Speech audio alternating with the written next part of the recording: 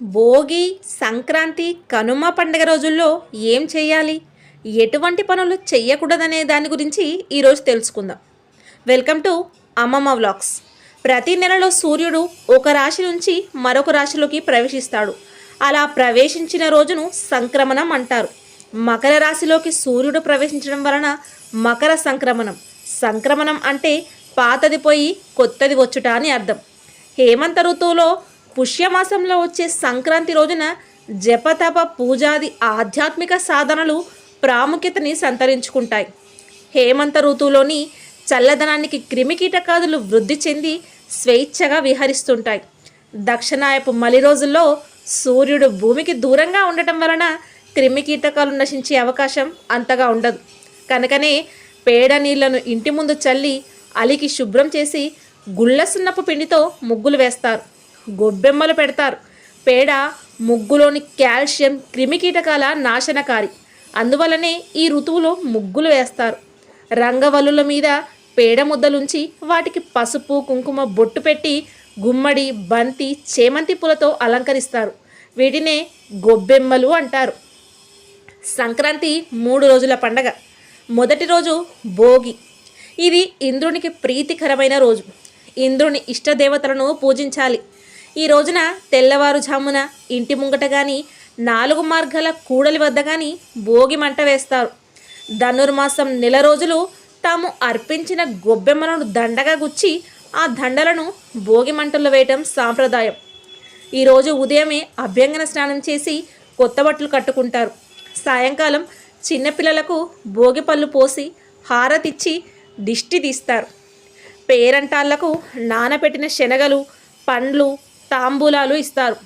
కొందరు బొమ్మల కొలువు పెడతారు.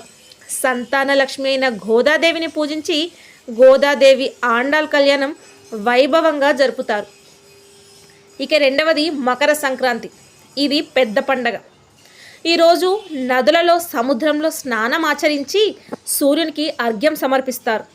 పితృలకు తర్పణాలు విడవటం, దాన ధర్మాలు ఆచరించడం వలన విశేష పుణ్యఫలం సంప్రాప్తిస్తుంది. నది, సముద్ర స్నానాలకు అవకాశం లేనప్పుడు ఇంట్లోనే తలారా స్నానం చేసి శుభ్రమైన వస్త్రాలు ధరించి ఉదయిస్తున్న సూర్యునికి అభిముఖంగా నిలిచి నీటిని సమర్పించి ఆదిదేవ నమస్తుభ్యం, ప్రసీద మమ భాస్మర, దివాకర నమస్తుభ్యం, ప్రభాకర నమోస్తుతే అని ధ్యానించి 3 సార్లు ప్రదక్షిణలు చెయ్యాలి.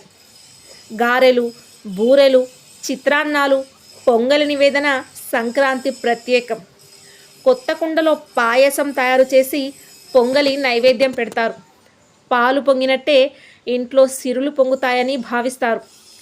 ధాన్యలక్ష్మి సూర్యదేవుని అనుగ్రహం వలన రేగుపండ్లు, చెరుకు గడలు, నారింజ, దానిమ్మ పండ్ల నివేదన చెయ్యాలి.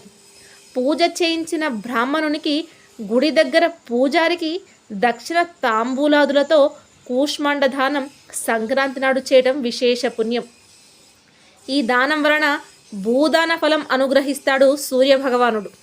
శక్త్యానుసారం వస్త్రాలు, గొడుగు, పాదరక్షలు, నువ్వుండల దానం పుణ్యప్రదాలు.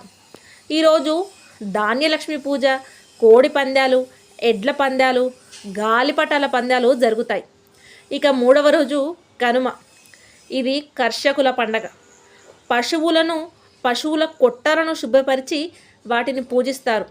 ఇది మంచి చలికాలంలో వచ్చే పండుగ కనుక నెయ్యి, నువ్వులు, నూనె మొదలగునవి శీతాహారమైనవి ధారాళంగా వాడాలి. గంగిరెద్దుల విన్యాసాలు, కోడి పందాలు, పొట్టేళ్ల సమరాలు, హరిదాసుల కీర్తనలు జనుల మధ్య మానవత, ఆత్మీయతలు వెలువరిస్తాయి. అందరికీ సంక్రాంతి శుభాకాంక్షలు. నమస్కారం.